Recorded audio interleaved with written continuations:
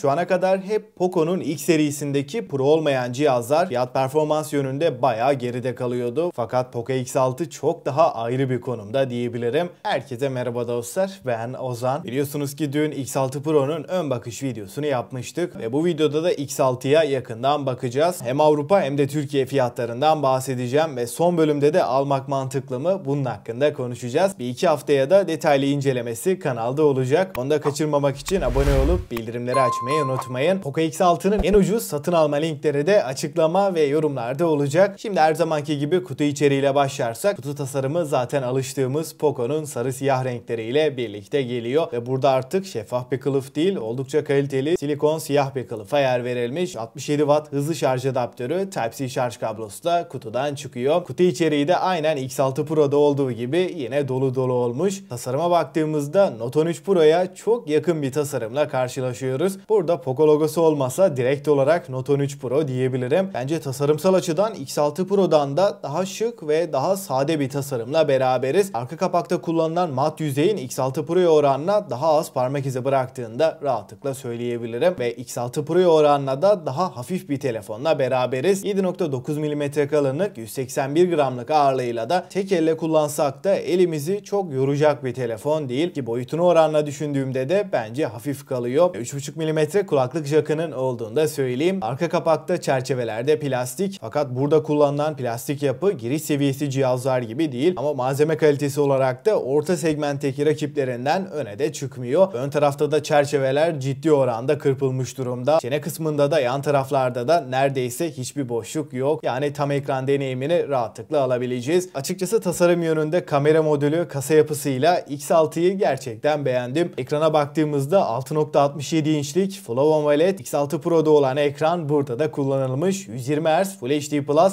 ve 446 ppi piksel yoğunluğuna sahip. 5 milyona bir kontrast oranı gibi yine üst seviye teknolojileri bu ekranda görebiliyoruz. Ve X6'nın ekran kısmındaki en önemli artısı aynen X6 Pro'da olduğu gibi 1800 nitlik maksimum parlaklığı. Hem panel kalitesi hem tepkisellik hem de parlaklık olarak orta segmentin en iyi ekranı diyebilirim. Donanım kısmında orta segmentin en güncel işlemcilerinden Snapdragon 7S Gen 2'yi görüyoruz. 4 nanometrelik bu işlemcimize 12 GB RAM eşlik ediyor ve 256 GB depolamanın da UFS 2.2 ile geldiğini söyleyeyim. Açıkçası performans olarak çok güçlü, iddialı bir işlemci değil. Fakat yabana atılır bir performansı yok. Burada yine oyunlarda, orta grafiklerde 60 FPS'i rahatlıkla görebileceğiz. Fakat 90 FPS beklentiniz olmasın. Ama bu işlemcinin 4 nanometre olması çok önemli bir artı ve performans olarak da çok yüksek olmayınca verimlilik bir o kadar artıyor. Yani oyunlarda bile çok fazla ısınmayan ve gündelik kullanım için de gayet yeterli bir işlemci. Kamera kısmında da arka tarafta üçlü kamerayı görüyoruz. 64 megapiksel ana kameramız f1.7 ve OIS desteğine sahip. İkinci kamera 8 megapiksel ultra geniş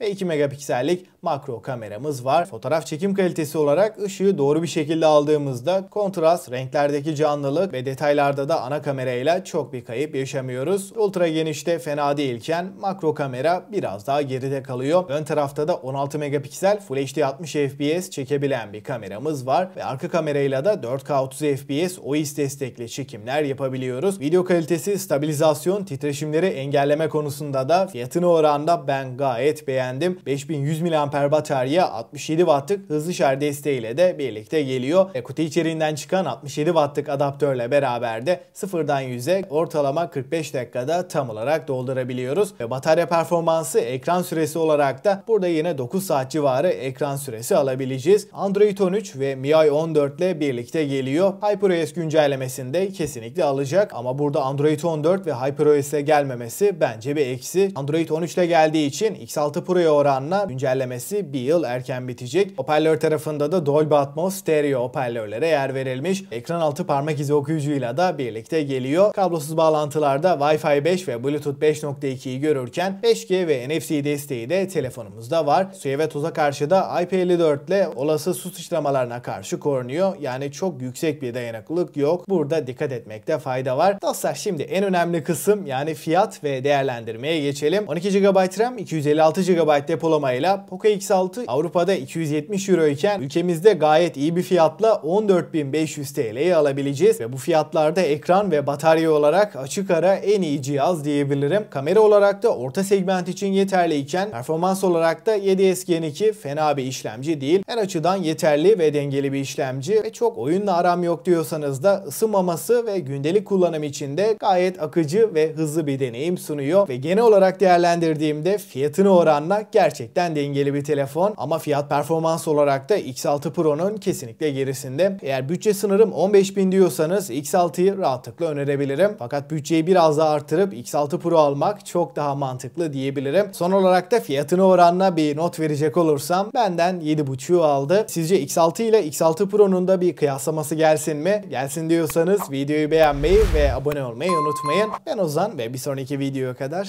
hoşça kal.